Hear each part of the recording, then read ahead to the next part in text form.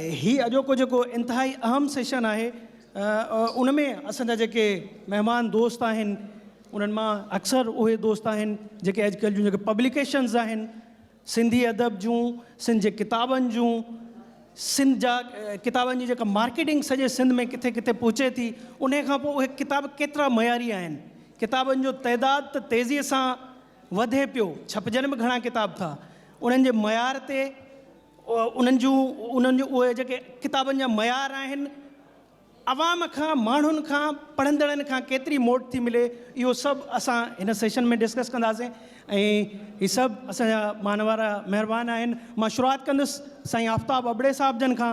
पाण peacock printers जेका कराचीअ में मौजूदु आहे ऐं उनजे प्लेटफॉर्म तां तमामु सुठा मयारी किताब असां ताईं पहुचाया अथनि ऐं उन्हनि खे कहिड़ी मोट मिली आहे ऐं हुननि जा किताब कहिड़े उन जेके पढ़ंदड़नि जे मयार मूजिबि आहिनि या किताबनि जूं जेके घुरिजूं आहिनि उन पटाईंदड़ आहिनि या न आहिनि। 1 मार्च 2010 खां असां इहा पब्लिकेशन जी इब्तिदा कई आहे। मां भायां थो शायदि पब्लिकेशन जे हवाले सां असांजा जेके सीनियर दोस्त वेठा आहिनि, साईं नूर अहमद मेमड़ा, साईं गांगुरो साहिबु आहे ऐं नाम आहे, उन्हनि खां शायदि असां जूनियर हुजूं। अदब जी फील्ड में मां भायां थो शायदि मां हिननि खां सीनियर हुजां। साईं मुंहिंजा पीकॉक जे तरजीहात में अवलियतुनि में सिंधी ॿोली, सिंधी लुग़त, सिंधी ग्रामर, शाह अब्दुल लतीफ़ भिटाई, सिंध जी तारीख़, सिंधी सकाफ़त, इल्मु अदब शामिल आहिनि। असां पंहिंजे तरफ़ां ॿोलीअ ते 2-4 किताब छपाया आहिनि, सिंधी में, अंग्रेज़ी में। मुंहिंजा 2 किताब आयल आहिनि, सिंधू लिखत ऐं मुख़्तलिफ़ दौरनि में सिंधी ॿोली जी तरक़ी। हाणे सिंधी रस्मुल ख़त जी अवसर इन ते तहक़ीक़ी किताब अचे पियो। 2 लुग़तूं आहिनि ॿारनि जे लाइ, ॿी जामे लुग़ात लतीफ़, उनजो पहिरियों जिल्द अची वियो आहे। उनखां अलावा असांजी तरजीह इहा आहे, असां वाच कंदा रहूं था, ॾिसंदा था रहूं त नौजवान, ख़ासि तौर ते असांजी तरजीह में इहो बि शामिल आहे त नौजवान नस्ल खे कहिड़े नमूने सां असां माज़ी सां जोड़ियूं, हुननि खे असांजे तारीख़ में, तमदन में जेके कारनामा, अचीवमेंट्स जेके थियूं आहिनि उन्हनि सां मिलायूं। हूअं बि मूं किथे पढ़ियो वेठे पे त पब्लिशर जो कमु इहो आहे to introduce readers with publications. त पब्लिकेशन सां उन्हनि जो कहिड़ो तालुक़ु जुड़े थो, उन्हनि जा अहसास कहिड़ा आहिनि, हू छा था चाहिनि, अॼु जे दौर में उन्हनि जी घुरिजूं कहिड़ियूं आहिनि। यकीनन असां सभु इनखे वीचार हेठि आणियूं था ऐं कोशिशि कंदा आहियूं त नौजवान नस्ल खे जेके किताब घुरिजनि, नवां रस्ता, नयूं राहूं, तारीख़, तहज़ीब, ऐं ख़ासि तौर ते असांजी तरजीहनि में इहो बि शामिल आहे त असां वधि में वधि किताब सिंध जे शख़्सियतुनि ते शाया कया। उहे अमिल हीरा, उहे अमिल हस्तियूं जिन कंहिं न कंहिं हवाले सां, ॿोली जे हवाले सां, तारीख़ जे हवाले सां, फ़िक्र जे हवाले सां, कंहिं न कंहिं तरीक़े सां साञाण जी सरगर्मीअ में हिसो वरितो आहे, त उन्हनि खे असां तरजीह ॾिनी आहे। अहिड़ा कि 8-10 किताब आहिनि जेके असांजे हिन इदारे जे स्टॉल ते बि मौजूदु आहिनि।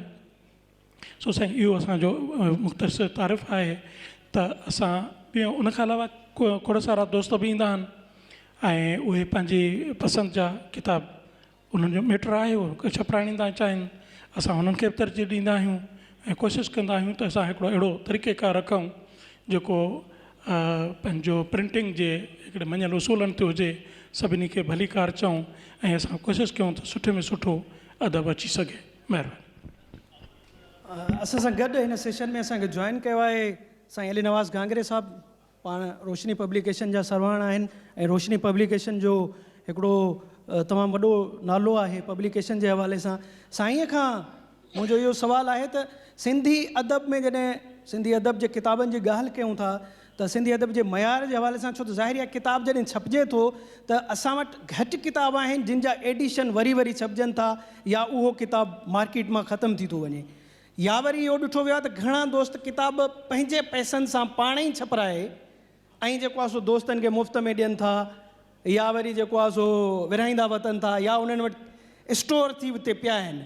तव्हांजी छा राय आहे त मयार किताबनि जो अॼोके दौर में कहिड़ो आहे ऐं छा हुजणु खपे?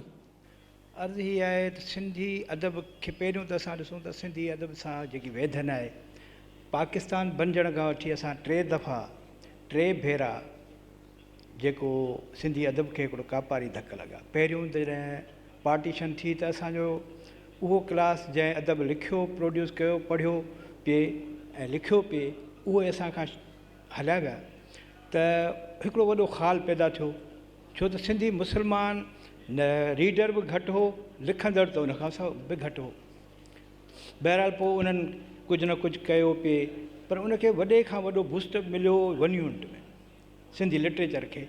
जॾहिं सिंध जे नौजवाननि, कलमकारनि, बहरहाल आम पढ़ंदड़नि उन्हनि गॾिजी उनखे अॻु लिस्टुनि वारे दौरान बि इन ते सिंधी ॿोलीअ लाइ, सिंधी अदब जे लाइ जेको पाण पतोड़ियो, हिमत कयनि, त उहो बूस्टअप मिलियो, हिकिड़ो रीडर बि मिलियो। बहरहाल उनखां पोइ वरी हिकिड़ो टियों बूस्टअप असांखे मिलियो जनरल ज़िया जे दौर में, मार्शल लॉ जे दौर में जेको मज़ाहमत थी, सिंधी अदीब उन में लिखियो, सिंधी रीडर उनखे पढ़ियो, उन में सियासी ग्रुपनि जो बि हथु हुयो जिन अदब खे पढ़ण जे लाइ, स्टडी सर्कल हलाइण जे लाइ ॿियूं कई कोशिशूं थियूं। बहरहाल अॼु जे दौर में असां वरी हिकिड़ी 1 यूनिट पाण ते पाण मढ़ी आहे। हिकिड़ी त हुक्मराननि मढ़ी, हिकिड़ी असां पाण ते 1 यूनिट पाण मढ़ी आहे, जो असां पंहिंजे ॿारनि खे त सिंधीअ में पढ़ायूं कोन था। सिंधी कराची खां वठी जेके बि डिस्ट्रिक्ट लेवल ताईं जेके बि स्कूल्स आहिनि, उन्हनि में सिंधी ॿार सिंधी त पढ़नि कोन था। अव्हां जो जेको नओं रीडर ईंदो, उहो ईंदो किथां? अॻ में जेके हिकिड़ा त उन जा कई पासा आहिनि, त रिसाला बि निकिरंदा हुआ, ॿियूं शयूं थींदियूं, पर पहिरीं ॻाल्हि आहे त सिंधी पढ़णु त ॿार खे अचे। रीडर खे सिंधी पढ़णु ईंदो त उहो सिंधी पढ़ंदो, उहा सिंधी तव्हांजो किताबु छपबो, उहो विकिबो। उहा जेकी इहा 1 यूनिट असां पाण ते पाण मढ़ी आहे, उन जा कहिड़ा सबब आहिनि? हुकुमराननि असांखे इन जे लाइ ईअं मजबूर कयो आहे, या कया ॿिया सबब आहिनि? उन ते वेही, पब्लिशर जो त इहो कमु न आहे जो उन ते वेही डिस्कस कंदो, उन जे लाइ को फोरम हूंदो। असांजो कमु आहे त किताब छपाइणु ऐं इहो ॾिसणु त हीअ किताब रीडर वटि पहुचंदो त रीडर इन खे एक्सेप्ट कंदो या न कंदो, वठंदो या न वठंदो। मौजूदा दौर में कहिड़ा माण्हू आहिनि, केतिरा क़िस्म जा रीडर आहिनि, उन जे लाइ अलॻि अलॻि किताब छपाइणु। सो बहरहाल असां क्वालिटी कोशिशि कयूं था त हर मौज़ूअ ते जेको रीडर चाहे थो त उन ते किताब छपाइजनि, त जीअं रीडर वठे। छो त पहिरियों मां त अॼु ताईं ॾिठो आहे त मूंखे पाकिस्तान खां पोइ प्रोफेशनल जेको पब्लिशर आहे उहो हिकु ई नज़र ईंदो आहे, उहो आहे न्यू फील्ड वारो फेरोज़ मेमन। वरना असां प्रोफेशनल न आहियूं घणे क़दुरु, पाण खणी रोशनी हुजे त हुजे, बाक़ी न त उन्हनि जो या त प्रिंटिंग कमु आहे या के ॿिया कम आहिनि, ऐं उन सां गॾु हीअ बि हिकिड़ी हुननि जी CV आहे। ऐं असां वटि प्रोफेशनल पब्लिशर्स जो वॾे खां वॾी खोट आहे। अॼु ताईं को प्रोफेशनल पब्लिशर जंहिं हिनखे प्रोफेशन करे वरितो हुजे, सीरियसली सॼे जो सॼो तवजो हुनजो इन ॾे हुजे, इहो घटि ई रहियो आहे। ऐं इहा बि हिकिड़ी असांजी कमज़ोरी ई आहे। उन जा कहिड़ा सबब आहिनि ख़ुदा खे इल्मु आहे। उन जे लाइ बि इहो फोरम न आहे जो मां वेही उन ते ॻाल्हायां, उहो बि हिकिड़ो अलॻि ई फोरम हुजे जंहिं ते वेही डिस्कस कजे। बाक़ी असां पंहिंजे पारां कोशिशि कयूं था त जेको असांजे रीडर खे किताबु पसंदि अचे, उनखे गेटअप बि ठीकु हुजे, उनजो मवाद जी बि कोशिशि कजे। छो त जेकॾहिं असांजो त गुज़ारो ई न थिए आहे, जेकॾहिं रीडर खे किताबु पसंदि न ईंदो उहो न वठंदो। तंहिंजे करे असांखे त कोशिशि कयूं था, वरी बि रीडरनि खां जेकी बि असां ते तनक़ीद थिए थी उन खां बि सिखण जी कोशिशि कयूं था। ऐं अॼु बि इहो ई फोरम हुजे हा त पब्लिशर हुजनि हा ऐं रीडर उन्हनि खां पुछनि हा, ऐं असांखे ॻाल्हाइण जे बजाए ॻाल्हायो वञे हा रीडरनि जे सुवालनि तहत, त वधीक को कारामद का शइ थिए हा। बहरहाल जेको थियो ऐं असांजे जे नज़र में त पब्लिशिंग जो इहो हाल आहे ऐं इहो अहवालु आहे जेको असां सभिनी सां वंडियोसीं। सिंधी अदब जे मयार जी जॾहिं ॻाल्हि अचे थी त तव्हां छा था सम्झो त हिन दौर में जॾहिं सिंधी अदब पुराणे मुख़्तलिफ़ दौरनि मां थींदो ऐं हिन मौजूदा जिते बीठो आहे, जिते सोशल मीडिया बि अचे थी ऐं उते ॿियूं मीडिया बि उन ते असरअंदाज़ थी आहे, पढ़ंदड़नि जो जेकी टेस्ट आहे उहा मटिजी वई आहे। जेको अॻिते किताबनि जे तरफ़ घणा हूंदा हुआ, हाणे उहे घटिजी मुख़्तसिर शयुनि ॾे अची विया आहिनि।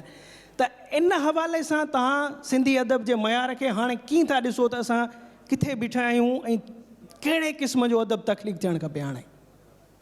हाणे ॾिसो, इहे असांजा दोस्त सिंध जे चइनि अहम इशायती इदारनि जा मालिक या उन इदारनि खे हलाईंदड़ हिते मौजूदु आहिनि। किताबनि जे मिक़दार ऐं मयार जी ॻाल्हि आहे त ॿ टे शयूं असांजे साम्हूं अचनि थियूं। हिकिड़ो त पहिरीं ॻाल्हि त हिननि दोस्तनि खे मां इन हवाले सां शाबसूं ॾींदुसि त असांजा सरकारी इदारा जिन जो कमु ई इहो आहे, जिन खे पघारूं इन करे मिलनि थियूं त उहे पंहिंजे इदारनि जे पारां, जीअं सिंधी अदबी बोर्ड पंहिंजे इदारनि जे पारां किताब छपाइनि, सस्ते अघ ते छपाइनि ऐं माण्हुनि ताईं पहुचाइनि। उहे साल में जेके 4-8 किताब छपाइनि था, उन्हनि जे मुक़ाबले में ही असांजा जेके प्राइवेट ख़ानगी तौर ते हलंदड़ इदारा आहिनि, उहे जेके किताब छपाइनि था उन्हनि जो तइदादु तमामु घणो थिए थो। यकीनन उन में उन्हनि जा माली फ़ाइदा बि ज़हन में रखंदा हूंदा। को सिर्फ़ु अदब जी ख़िदमत करणु हुननि जो मक़सदु कोन्हे को, उहो पंहिंजो पाण थिए थो।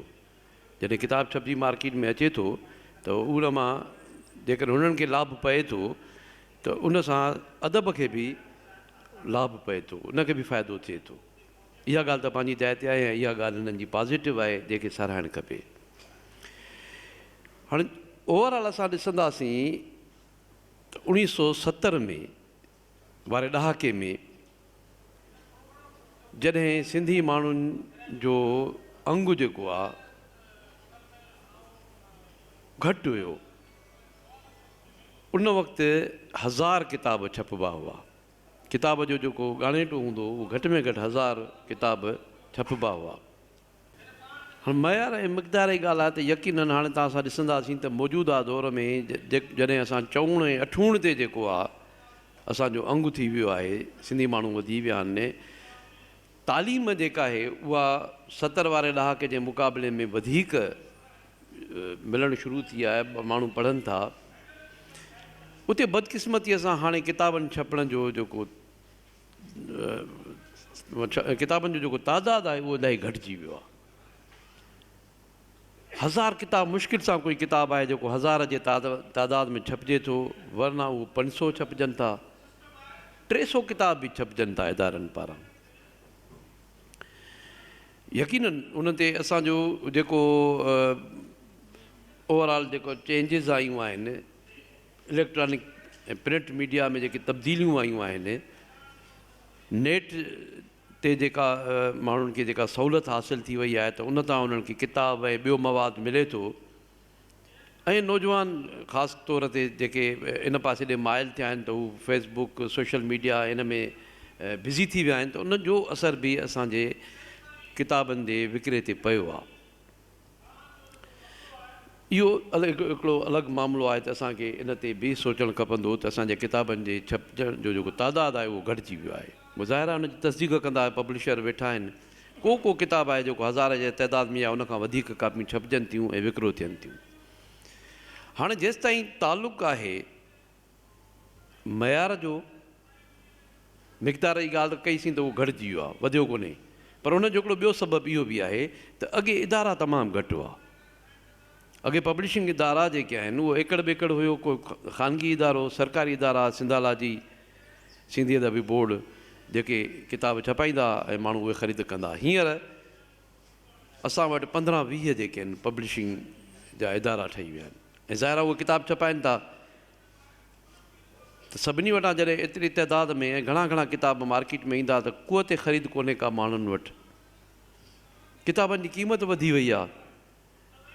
हिकिड़ो सुठो किताब तव्हां ॾिसंदो जेकॾहिं त 500 खां घटि क़ीमत में अचे ई नथो।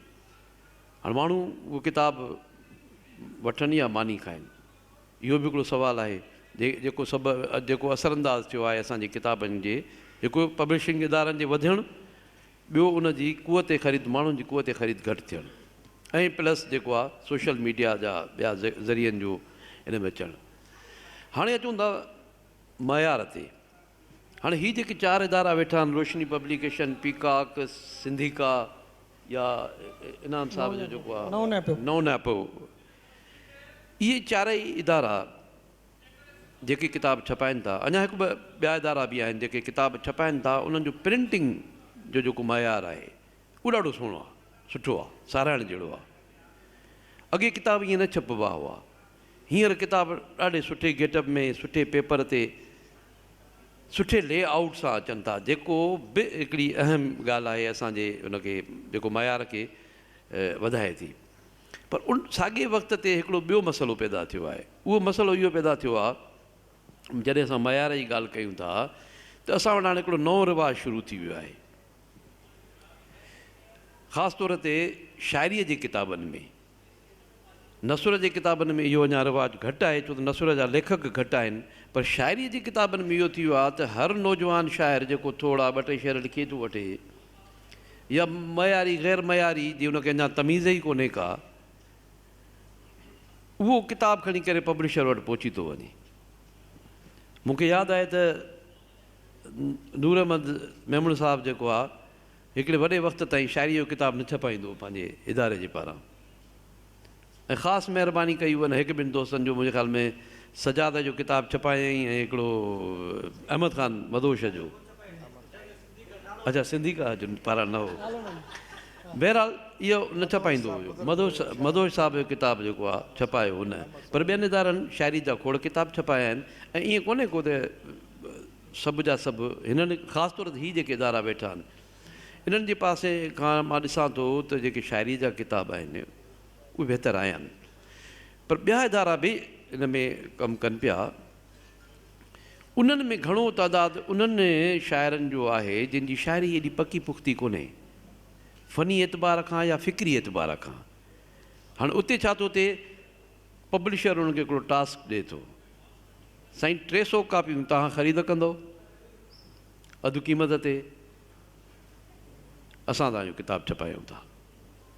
हाणे नतीजो छा थो थिए, उहे छपजनि कापियूं कुल 500 थियूं, या शायदि थी सघे थो 300 छपियूं हुजनि जेके उन शाइर खे खणाइजनि थियूं। शाइर सोचे थो त मां जेकॾहिं पाण छपाईंदुसि अञा वधीक ख़र्चु ईंदो, हिकिड़ो इदारो छपाए थो, नालो बि थिए थो, ऐं उहो किताबु जेको आहे छपजी मार्केट में अची वञे थो। हाणे उन में छा थो थिए, उन में पब्लिशर इन ॻाल्हि जो ख़्यालु ई नथो रखे त भई हीउ शाइर जो किताबु जेको आहे मयारी आहे या न आहे, हीउ किताबु मार्केट में ईंदो त हलंदो न हलंदो, इहो हुन मथे सूरी न आहे, हुनखे जेको ख़र्चु कयो हुयो, जेका इन्वेस्टमेंट कई उहा हुनखे वापसि मिली वई।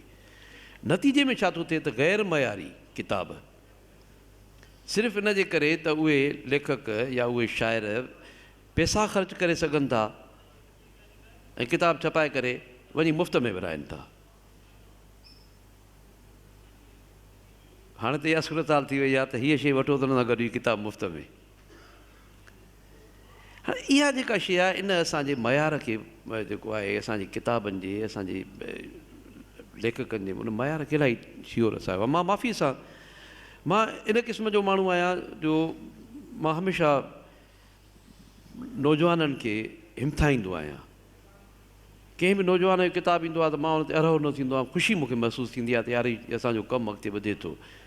ईअं बि न आहे त 100 सैकड़ो जेके किताब शाइरीअ जा या ॿिया अचनि था उहे के गैर मयारी आहिनि, पर अक्सरियत किताबनि जी अहिड़ी आहे जेके सिर्फ़ु इन बुनियाद ते अचनि था त शाइर पाण उन जा पैसा भरनि था, किताबु छपाइनि था ऐं मुफ़्त में विराइनि था, जेको न थियणु खपे। ज़ाहिर आहे उन सां असांजो किताबनि जो जेको मयार आहे उहो मुतासिर थियो आहे।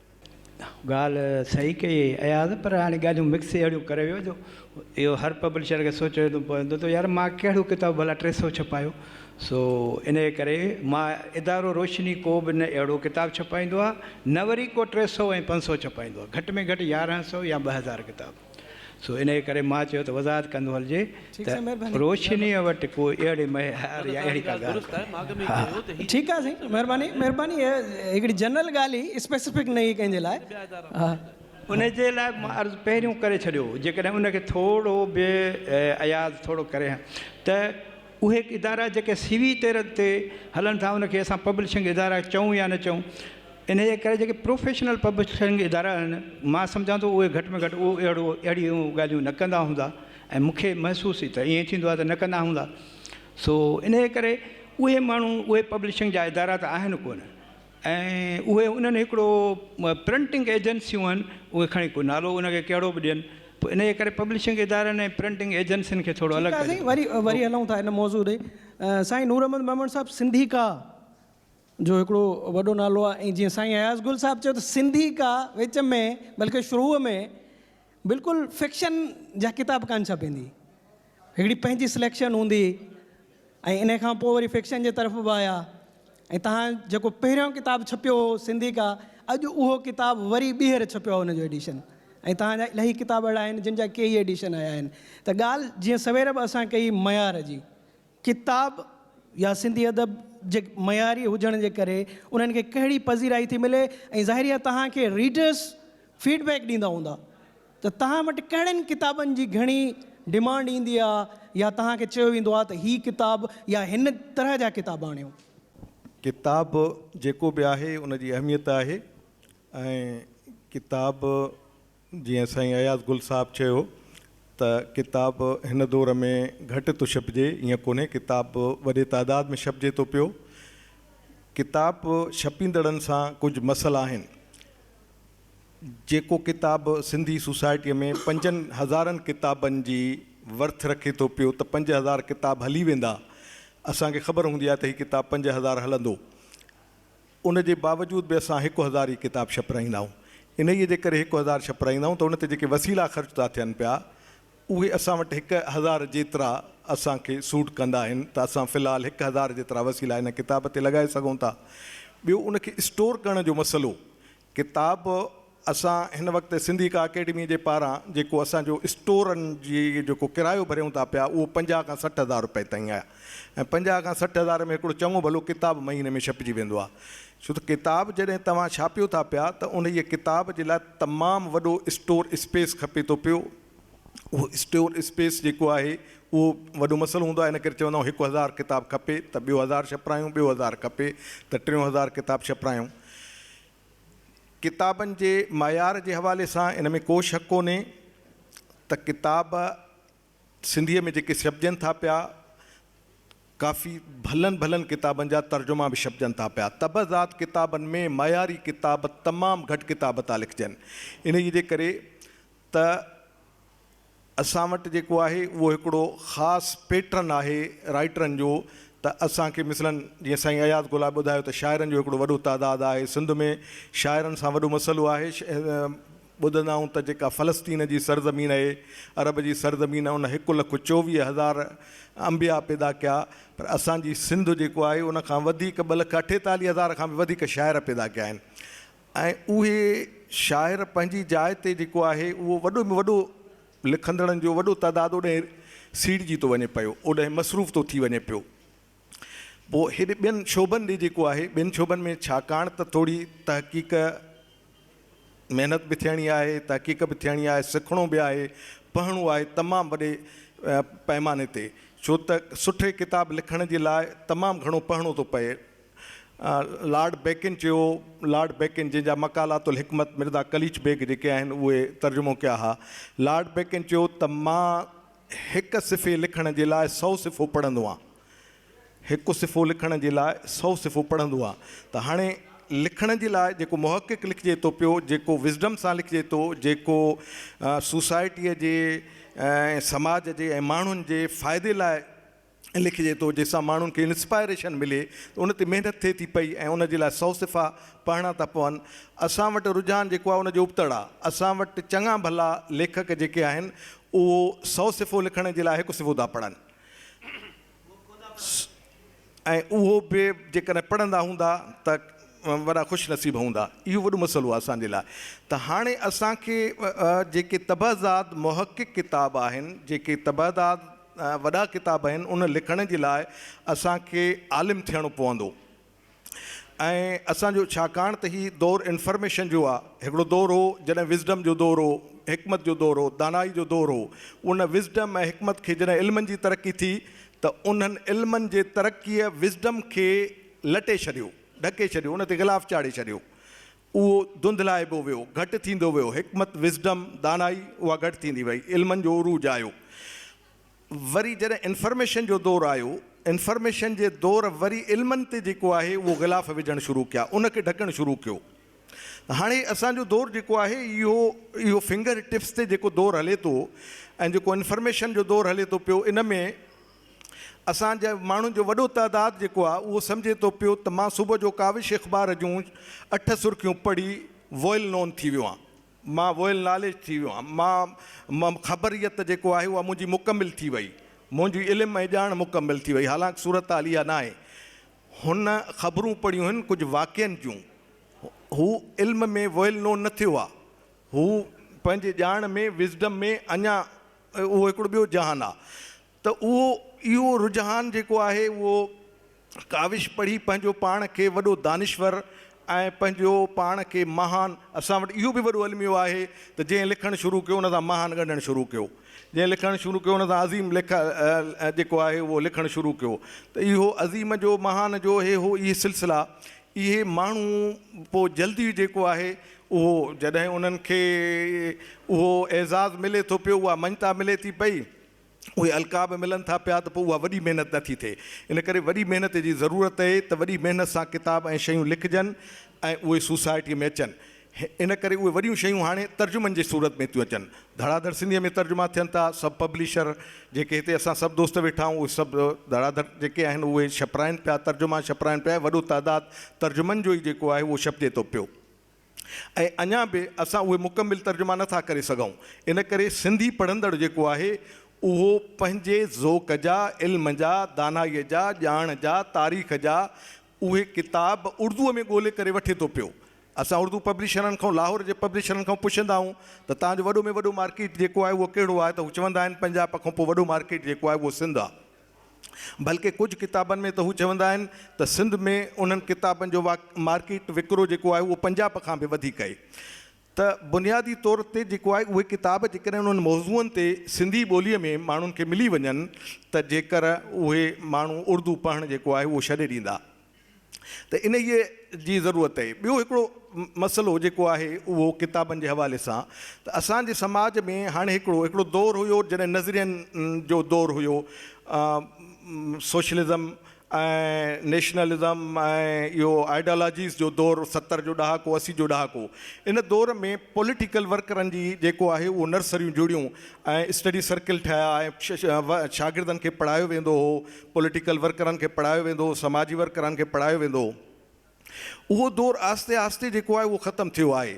हाणे उहो एॾो ख़तमु थियो आहे जो सियासी तंज़ीमूं, समाजी तंज़ीमूं ऐं जेके ॿिया ग्रुप्स आहिनि, NGOs आहिनि, उहे पंहिंजे पाण सां लाॻापियल माण्हुनि खे, पंहिंजे वर्करनि खे किताब पढ़ण ते आमाद नथा कनि, ॾसु नथा ॾियनि।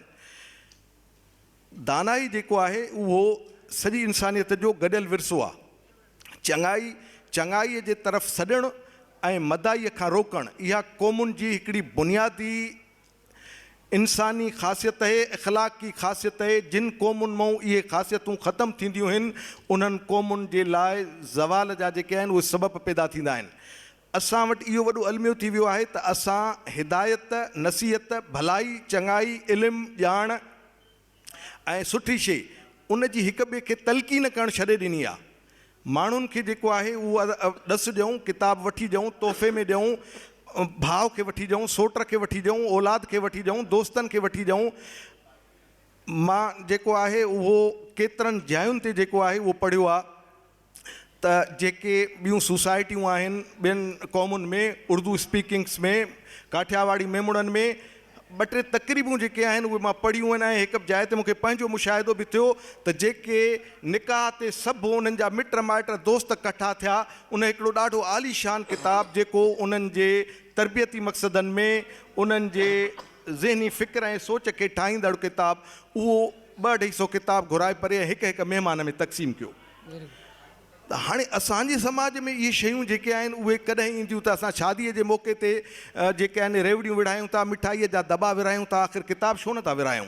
असां ख़ुशियुनि जे मौक़े ते जेका आहे इहा शइ छो नथा कयूं, किताबनि खे प्रोमोट छो नथा कयूं? कंहिं बि भले किताब मां अलाए केतिरनि माण्हुनि जा नूरन साहब वक़्तु असां वटि घटि आहे, वरी तव्हांजे तरफ़ अचूं था। असां सां गॾु नओं नियापो पब्लिकेशन जो इनाम अब्बासी साहब वेठो आहे। इनाम अब्बासी साहब जी ख़ासियत आहे त हू नवनि लेखकनि खे भरपूर नमूने सां शाया कंदो आहे ऐं पुराणनि किताबनि खे ॻोल्हे वरी ॿीहर रीपब्लिश कराईंदो आहे। ऐं संदसि हिकिड़ी ॿी ख़ासियत ई हाणे उहा अलाए हूंदसि अलाए न, त हू जेको असां वटि हिकु क़िस्म जो अहिड़ो अदब जेको हाणे घटिबो थो वञे, उनखे छापींदे पोइ वरी मिसिंग पर्सन्स में बि हलियो वियो, वरी वापसि आयो। असांखे ख़ुशी आहे हिन ते त हो कीअं थो ॾिसे। तव्हां किताब छापिया आहिनि, हर क़िस्म जा किताब छापिया आहिनि, तव्हां मयारी हिसाब सां सिंधी अदब जो मयार किताब ॿीहर छापिया आहिनि। कुझु अहिड़ा किताब आहिनि जेके तव्हांजा हिकु दफ़ो छपजण खां पोइ वरी ॿीहर छपिया ई न आहिनि, त तव्हां कीअं था ॾिसो हिन खे? मुंहिंजा सीनियर आहिनि, इन्हनि दोस्तनि जे इदारनि पारां छपियल किताब पढ़ी मां बि इन ई शोबे में आयो आहियां। मूं हिननि जूं ॻाल्हियूं ॿुधियूं, ॾाढियूं इल्म वारियूं, हिकमत वारियूं। मां क़ौमी कारकुन आहियां, तंहिं करे मुंहिंजी किताब छपाइण जो जेको बुनियादु आहे उहो मां चवां तव्हां हिकिड़ो प्रोफेशनल आहियां, पब्लिशर न आहे, या मुंहिंजी इहा क्राइटेरिया इहा हुजे त हिकिड़ो किताब जेको अगरि 1000 छपिजे त आउं छपियां, जे उहो किताब 1000 न छपाए सघूं, असां वटि उन जी 300 कापियुनि जे छपाइण जी बजेट हुजे त असां उनखे रिजेक्ट कयूं, त मां ईअं न कंदुमि। वॾा इदारा आहिनि उहे ईअं करे सघनि था। मूं वटि दोस्त किताब खणी ईंदा आहिनि, पोइ पैसा न हुजण जे करे असां उन जूं 300 कापियूं बि छपींदा आहियूं। ऐं कुझु राइटर असांखे पैसा बि ॾींदा आहिनि, कंहिंखे मतिलबु इहो थिए त न असांखे कुझु राइटर असांखे पैसा ॾियनि था, जेके असां इन बुनियाद ते छपींदा आहियूं त भले इहे 300 बि मार्केट में न हलंदियूं, पर ही माण्हू जेको इल्म अदब जे हिन कारवा में, हिन काफ़िले में आहे, उन जी ॿियूं ख़ूबियूं बि 1000 आहिनि। ही हुन किताब लिखियो आहे, भले उन में उहे कंहिं वॾे फ़िलासफ़र वारियूं, वॾी कंहिं तारीख़ जे लिखंदड़ मौरख़ वारियूं ॻाल्हियूं न हुजनि, आम रवाजी रोज़ जे वहिंवार वारियूं ॻाल्हियूं हुजनि, पर हुन किताब लिखियो आहे। हू चाहे थो इन सिलसिले में, इन कारवा में हलण जे लाइ, त मां उहे छपींदो आहियां। खोड़ किताब आहिनि जेके मूं 300 बि छपिया आहिनि, 500 बि छपिया आहिनि, ऐं जेतिरी वित हूंदी आहे, जेतिरी बजेट हूंदी आहे, उन हिसाब सां छपींदा आहियूं। ऐं उन वक़्तु इहो माना बिल्कुलु बि न हूंदा त जीअं 1000 नथो छपिजे, हाणे असांखां पुछाणो असांखां केरु बि करण वारो कोन्हे त असां 10,000 छपियूं या 1000 छपियूं, इहो थियो। इन खां अलावा ॿियो इहो आहे त असांजो किताब 70 में मिसाल ॾिनो वेंदो आहे, अयाज़ साहब बि हिते मिसाल ॾिनो त 70 में किताब 1000 छपजंदो हुयो। हाणे किताब जॾहिं त असांजो पढ़ंदड़नि जो, लिखंदड़नि जो हल्को उन ज़माने जी भेट में 10 50 थी चुको आहे, त पढ़ंदड़नि जो हल्को बि उन्हनि जी हिसाब सां 100 भेरा वधीक थी वियो हूंदो, पर किताब उहो ई अॼु बि 1000 या 1000 जे अंदरि छपिजे थो। छो? उन जो हिकिड़ो सिंपल इहो रीज़न आहे त असां वटि डिस्ट्रीब्यूशन जो चेन आहे ई कोन। को बि अहिड़ो डिस्ट्रीब्यूटर कोन्हे जंहिंखे असीं पंहिंजे किताब जूं 100 कापियूं ॾियूं था त हीअ खपाए, उहो खपाए बि छॾे थो। माना असां इहो चऊं त सिंधी किताब नथो हले, त मां इन शइ खां इनकार थो कयां। सिंधी किताब हले थो, पहुचे त हले न। सिंध में सिंधी अदबी किताबनि जे विकिरे जा मुंहिंजे हिसाब जेका मूंखे ख़बर आहे त 12 खां 15 अहिड़ा दुकान आहिनि जिते सिंधी किताब खपे थो। हाणे उन्हनि 12-15 दुकाननि ते 5 करोड़ माण्हू त कोन पुॼंदा, के किथे रहनि था, के किथे रहनि था। मूंखे त ख़बर आहे जैकबाबाद में दुकान ई कोन्हे, शहदादकोट माना ज़िले जैकबाबाद में किताबनि जो दुकान कोन्हे, शहदादकोट कंबर ज़िले में किताबनि जो दुकान कोन्हे, नौशहर फ़िरोज़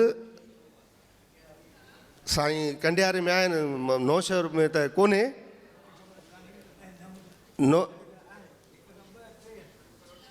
जे तव्हांजे हिसाब सां उहे 2 आहिनि त उन्हनि ॿिनि जो इहो त कमु आहे त पब्लिशरनि सां राब्तो त कनि। मां उहो ई अर्ज़ु थो कयां अली नवाज़ साहब, जे उहे दुकानदार आहिनि त नूरमन साहब सां त राब्तो कनि न, मां त नंढो पब्लिशर आहियां या आफ्ताब अबड़ो साहिबु आहे, उहे तमामु वॾा इदारा आहिनि, तमामु वॾो उन्हनि कमु कयो आहे, असां त नंढड़ो इदारो आहे। पर मां इहो अर्ज़ु कंदो हलां त जे उहे रोशनी जा वठनि था त ॿियनि जा नथा वठनि, पोइ हाणे उहो उन जा रीज़न्स उन ते बि डिस्कस थियणु घुरिजे। बाक़ी मुंहिंजो इहो ख़्यालु आहे त किताब छपिजे थो। हाणे हिते असां 2 ॾींहंनि खां कल्ह खां स्टॉल लॻल आहे, त कल्ह हाणे आउं सच ॻाल्हाईंदुमि, माना कल्ह बि मुंहिंजी जेका सेल 50% जे हिसाब सां थी आहे, 25,000 जी सेल थी आहे। कल्ह 25,000 जी सेल थी आहे, माना 50,000 जा किताब हिन स्टॉल ते मुंहिंजा घटि किताब आहिनि, माना 70 किताब आहिनि, 80 किताब आहिनि। ॿियनि अली नवाज़ साहब जा तमामु घणा आहिनि किताब आहिनि, उन्हनि जी वधीक सेल थी हूंदी, नूर अमन साहब जा, त किताब अवेलेबल हूंदो त माण्हू वठंदा न। इहे उहे ई माण्हू आहिनि जेके के पुछनि था अची अदा फ़लाणे जो किताब, एड्रेसूं वठनि था, असांखां कार्ड वठनि था, असां तव्हां सां राब्ते में अचूं।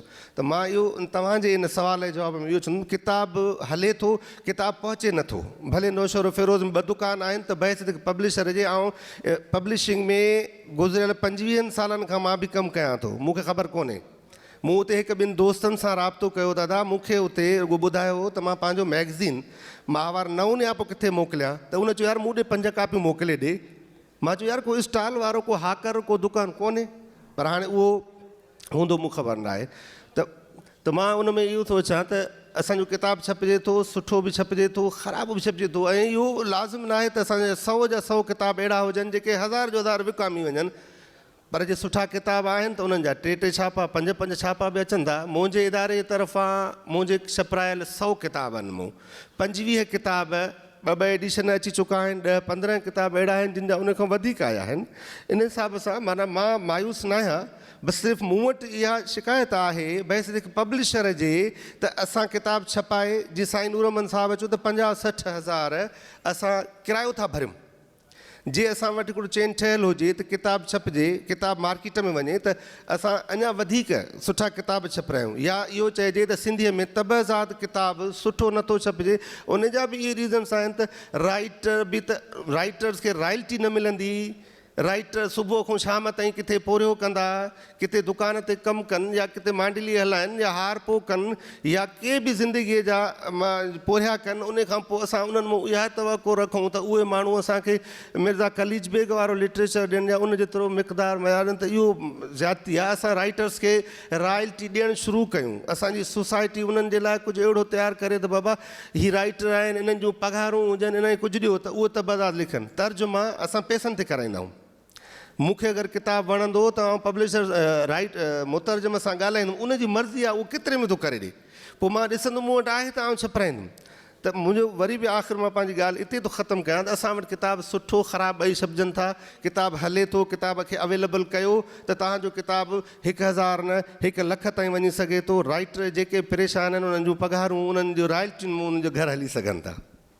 महिरबानी, छो त असां वटि टाइम सफ़ा घटि आहे, असांखे लॻभॻि सेशन कंप्लीट करिणो आहे, कुझु सुवाल बि वठिबा, पर उन खां अॻु में अयाज़ गुल साहिबु, छो त हीअ 3 पब्लिशर्स वेठा आहिनि, सुवाल इन्हनि 3 खां करणु खपे हा, पर वक़्तु घटि आहे। हिकिड़ो जनरल परसेप्शन हूंदो आहे लेखकनि जो, ख़ासि करे नवां लेखक, त कुझु पब्लिशर या अक्सर पब्लिशर मयार बजाए नाले खे ॾिसी ऐं छापनि था, ऐं असां जहिड़ा घुमंदा था वतन, पोइ या त पैसो आहे त वञी पंहिंजे पैसनि सां कंहिं अहिड़े पब्लिशर खां छपारायूं, या वरी पोइ वेठा हुजूं। तव्हां कीअं था ॾिसो इन खे? ॾिसो, पब्लिशर हिकिड़ो कारोबारी माण्हू आहे, उहो अहिड़ो को बि किताब कोन छपाईंदो जंहिंमें उनखे फ़ाइदो न थींदो हुजे। जेकर हू सम्झदार आहे ऐं उनखे ख़बर आहे त हीअ किताबु हलंदो, जीअं नूर अहमद पाण बि चयो त असां हुनजो ॾिसंदा आहियूं त हीअ किताबु 1000 कापी हलंदो, या 2000 कापी हलंदो, या 5000 हलंदो, पोइ पंहिंजी सहूलियत मुताबिक़ छपाईंदा आहिनि। त इहा शइ त पंहिंजी जाइ ते आहे त उहो छपाईंदो उहो ई किताब। हाणे नालो वॾो बि जेको ॾिसो उहो बि त विकिरो थींदो न, विकिरो थिए थो त वॾो नालो आहे, इनजे करे उहो विकामजे थो। इनाम ॾाढी सुठी ॻाल्हि कई जेका मूं करणु पई चाहिई, त बुनियादी ॻाल्हि इहा आहे त हीअ जेके 4 पब्लिशर वेठा आहिनि, पहिरां त मां अली नवाज़ साहिब जी हुन ॻाल्हि जो बि थोरो तज़किरो कयां त मूं चयो त भई हीअ 4 पब्लिशर अहिड़ा वेठा आहिनि जिन वटि असांखे इहा शइ या त नथी नज़र अचे या घटि थी नज़र अचे, त हू पैसा वठी करे किताब छपाइनि। इनाम पाण इज़हार कयो हुनजो, उहो अलॻि ॻाल्हि आहे। ईअं ई ॿिया जेके पब्लिशिंग इदारा आहिनि उहे मां उन्हनि खे न चवंदुसि त उहे प्रिंटिंग एजेंसियूं आहिनि, ईअं कोन्हे को इदारा आहिनि। 100-150 किताब उहे इदारा छपाए चुका आहिनि ऐं उन्हनि में 100 जा 100 जेकॾहिं 100 किताब छपाए अथऊं त ईअं कोन्हे त 100 जा 100 किताब गैर मयारी आहिनि, पर उहे गैर मयारी किताब बि आहिनि जेके राइटर्स पंहिंजा पैसा ॾेई करे छपाइनि था, पंहिंजे शौक़ में छपाइनि था। मूं जीअं चयो त उन में सुठा किताब बि आहिनि, नौजवान शाइर अहिड़ा बि आहिनि, नौजवान लेखक अहिड़ा बि आहिनि जिन जा तमामु सुठा किताब हलनि था। असां इब्राहिम खरल वेठो आहे, 2-3 नाविल आया आहिनि, हलिया आहिनि मार्केट में, उहे बि हिकिड़े इदारे छपाया आहिनि। माय पब्लिकेशन जो दोस्त वेठो आहे मुमताज़ बुखारी, उन्हनि हिकिड़ी ॾाढी सुठी रिवायत विधी आहे त उहे कंहिं बि राइटर खां पैसो न वठंदा आहिनि ऐं पैसो वठी करे किताब न छपाईंदा आहिनि। इहो उन्हनि सोचे छॾियो आहे। इन जे करे छा थो थिए त हू जेकॾहिं मां उन्हनि ताईं अप्रोच कयां थो त मुंहिंजो किताबु छपायो त हू तकड़ में हा नथा कनि, भले मां नालो बि आहे जेकॾहिं हू न थिए पंहिंजी 2-4 दोस्तनि जी कमेटी आहे, उन में उहो किताबु रखनि था ऐं उहो किताबु कंहिंजो बि आहे, के नए लेखक जो आहे, नौजवान जो आहे, इहा सोचनि था त इहो किताबु हलंदो या न हलंदो, इहा ॻाल्हि उहे सोचनि था। जीअं अमीर शहर जा 2 किताब उन्हनि छपिया, उहे किताब हलिया, त उहे किताब हू पंहिंजे ख़र्च ते छपनि था, ज़रूरु छपणु खपनि। तव्हां ॾिसो ईमानदाराना राय इहा आहे, मुंहिंजे ख़्याल में असांजा ई दोस्त बि कंदा, हिननि सभिनी दोस्तनि जो जेको सफ़रु आहे इहो पब्लिशिंग वारो असांजे साम्हूं जो आहे। अलाह साईं हिननि खे वधायो आहे। तव्हां सभिनी हिननि जी तव्हां जेका माली हालति ॾिसो त सभु सुठा इदारा हिननि जा आहिनि, सुठा हिननि जा घर आहिनि, सुठियूं मिल्कियतूं ठाहियूं आहिनि, उन्हनि जो हक़ु आहे, उन्हनि महिनत कई आहे। उन्हनि अली नवाज़ खे मां पुठाड़नि ते किताब खणंदे ॾिठो आहे, बुक स्टॉलनि ते बस स्टैंड तां लही करे पुठाड़नि ते किताब खणी करे ईंदो, ज़ाहिर आहे हुन महिनत कई आहे, घर वेठे न थियो आहे। पर हाणे उन्हनि खे हिकिड़ी शइ जेका इनाम बि ॻाल्हि कई उहा ज़रूरु करणु खपे त लेखकनि खे, शाइरनि खे जेके सम्झनि था त भई हीअ किताबु असांजो हलंदो या इहो किताबु असांजो 2,000 कापियूं या 1000 कापियूं हलनि थियूं, उन्हनि खे रॉयल्टी ज़रूरु ॾियनि। इहो राइटर जो हक़ु आहे। तव्हां जेकॾहिं सुठा राइटर आहिनि ऐं सम्झो था त इहो किताबु हलंदो, तव्हां उन मां कमायो था त उन मां हिकिड़ो नंढिड़ो हिसो ई सही पर हिकिड़ो रिवाजु पैदा कयो त उन्हनि में हिकिड़ो हौसलो पैदा थींदो, उन्हनि जी हिकिड़ी पज़ीराई थींदी, हिमत अफ़ज़ाई थींदी त हुन पासे ॾे ध्यानु ॾींदा। ऐं जॾहिं सॼो मामिलो प्रोफेशनलिज़म ते अची बीहंदो त बाबा असां पैसा ॾियूं था, असांखे शइ बि जेका मयारी मिलणु खपे ऐं उहा यकीन जॾहिं उहा मयारी शइ ईंदी त पब्लिशर उन मां कमाईंदो।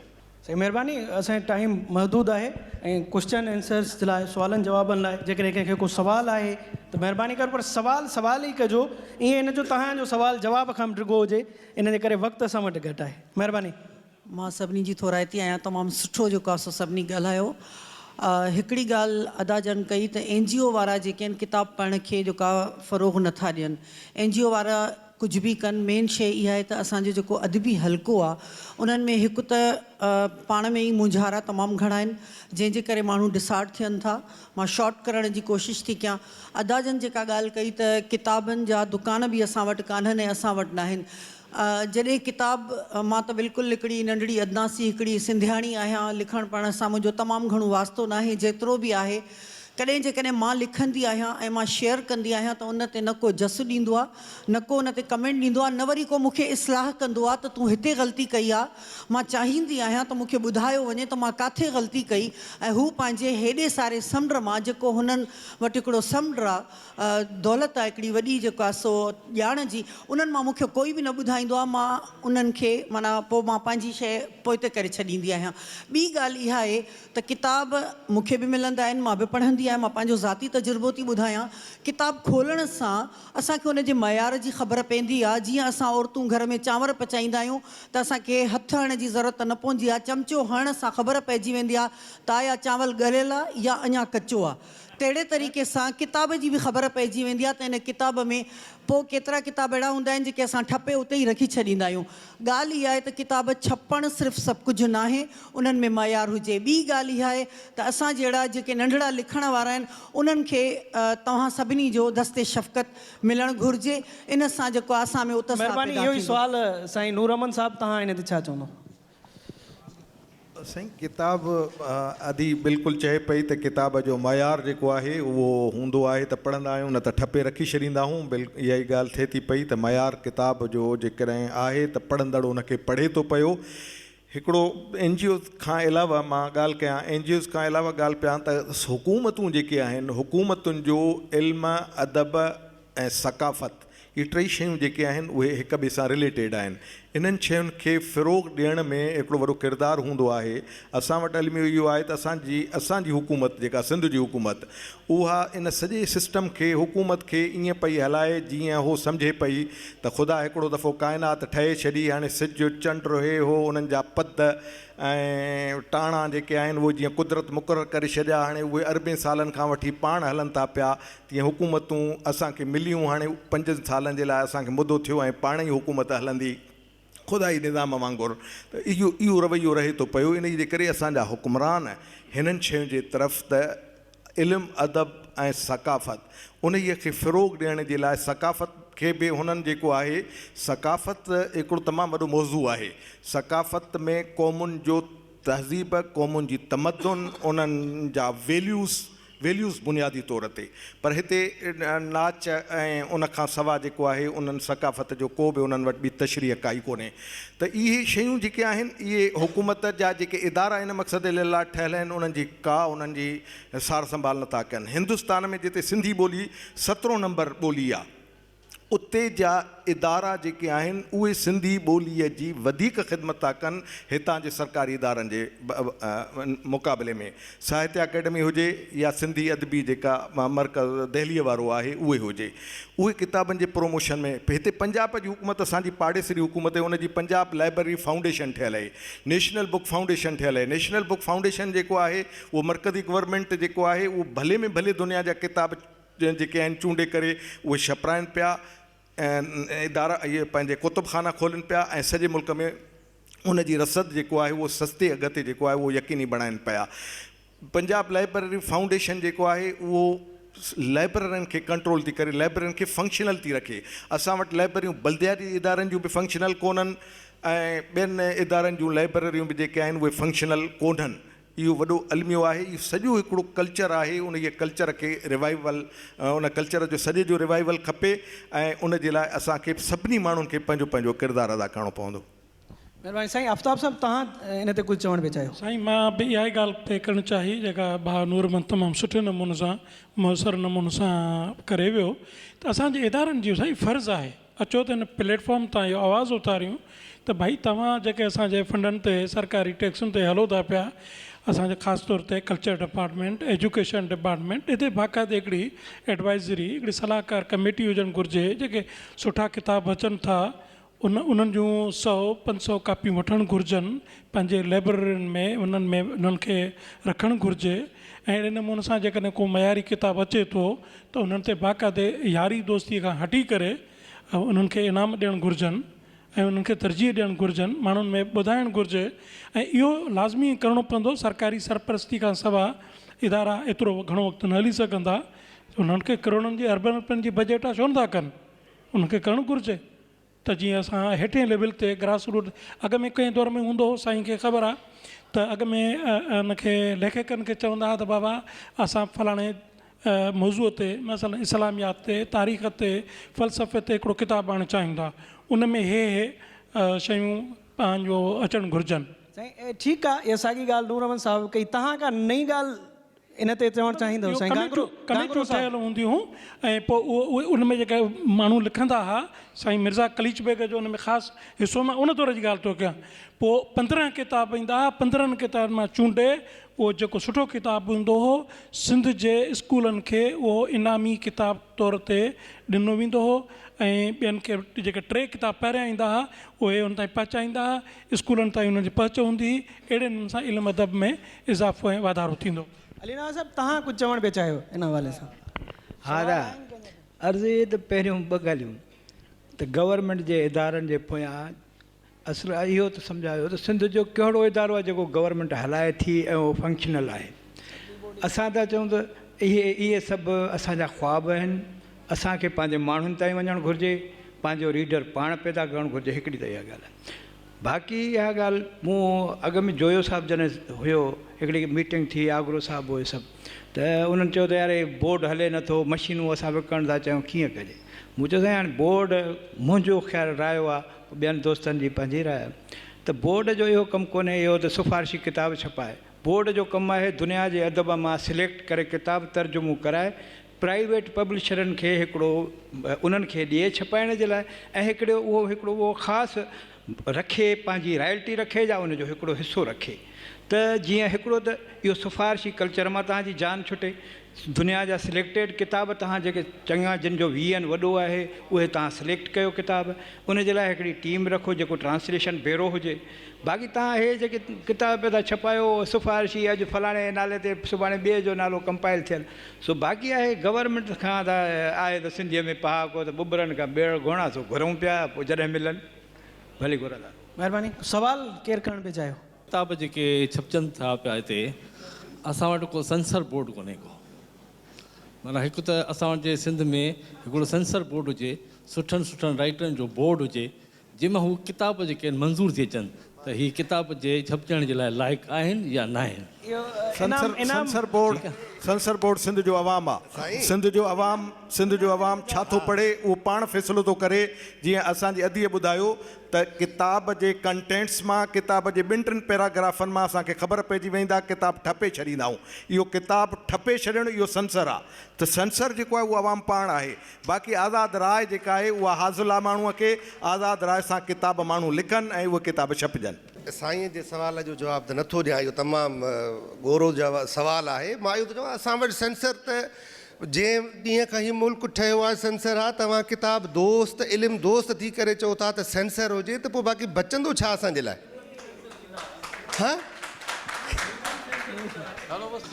असीं सिर्फ़ु तव्हांखां सवाल इहो था कयूं त अॼु जो मौजूदा पढ़ंदड़ सोशल मीडिया ते तमामु घणो आहे, ऐं उहो तव्हांजे इल्म में आहे त तमामु घणो सोशल मीडिया ते हर कॉन्टेंट जेको आहे सो उहो पढ़ियो थो वञे जेको आहे सो। ऐं दुनिया जे अंदरि पब्लिशरनि पंहिंजी कन्वेंशनल अप्रोच जेका आहे उहा चेंज कई आहे। उहा डिजिटलाइज़ेशन जे तरफ़ अचनि था, उहा उन कस्टमर खे आइडेंटिफाई कनि था, ऐं उन जे लाइ हिकिड़ो जेको आहे सो पंहिंजो जेको बि कॉन्टेंट आहे उनखे उन फॉर्म में खणी करे अचे पढ़ंदड़ ताईं पुॼाइनि था। ऐं हू जेको आहे सो जिते हुननि जो पढ़ंदड़ कोन्हे त उते उहो मार्केट डेवलपमेंट स्ट्रेटजीज़ बि जेको आहे सो अप्लाई करे ऐं उहा मार्केट डेवलप कनि था। ऐं उहो नवां मतिलबु जेको आहे सो प्रोफेशनल अप्रोचिस खणी करे ऐं माना उहे पंहिंजे किताब ऐं बुक्स खे प्रमोट कनि। सवाल कजो, हे वॾी वो तकरीर थी वई आहे। उन सिलसिले में जेको आहे सो तव्हां कहिड़ा मतिलबु जेको आहे सो मेयर्स वरिता आहिनि त डिजिटलाइज़ेशन लाइ तव्हां मतिलबु जेको आहे सो ट्रांसफर पाण खे कीअं था कयो, या जेको आहे सो मार्केट डेवलपमेंट स्ट्रेटजीज़ तव्हां जूं कहिड़ियूं आहिनि? डिजिटलाइज़ेशन जा केॾा बि वॾा मयार हासिल करे किताब काग़ज़ वारो जेको आहे उहो पंहिंजी अहमियत ख़तमु न कंदो। उहो किताब नालो ई इन जो आहे जेको वर्कनि ते हुजे। सो किताब उहो पंहिंजी जाइ ते आहे। रहियो डिजिटलाइज़ेशन जे ज़रिए असां सॼी दुनिया जे सिंधुनि ताईं किताब जे पहुच खे ज़रियो बणाए सघूं था। उन जी वरी पंहिंजी जाइ ते अहमियत आहे, ॿिन्ही जी पंहिंजी जाइ ते अहमियत आहे। ऐं उन डिजिटलाइज़ेशन जे हवाले सां सिंध सलामत किताब घर जे दोस्त साईं मोहम्मद सुलेमान वसाण हिकिड़े फ़र्द थी करे 3-4 दोस्तनि जे ग्रुप सां गॾिजी करे सिंधी किताबनि खे कंप्यूटर जे ज़रिए, इंटरनेट जे ज़रिए वधि खां वधि जेको आहे उहो सिंध जे दुनिया में जेके सिंधी माण्हू मौजूदु आहिनि उन्हनि जे सहूलियत जे लाइ पहुचाइणु शुरू कयो आहे। तमामु वॾे ते तमामु घणा किताब असां सभिनी इदारनि जा किताब जेके आहिनि असां उन सां सहकार कयूं था पिया। जेके किताब साईं ज़रूरी सम्झंदो वञे थो पियो, असां उन जो कंपोज़ थियल मवाद पहुचायूं था ऐं हू उन ते पहुचाईंदो थो वञे पियो। साॻिए वक़्तु असां मां कुझु दोस्तनि पंहिंजे इंटरनेट ते बि हिननि किताबनि खे जेको आहे उहो रखणु शुरू कयो आहे।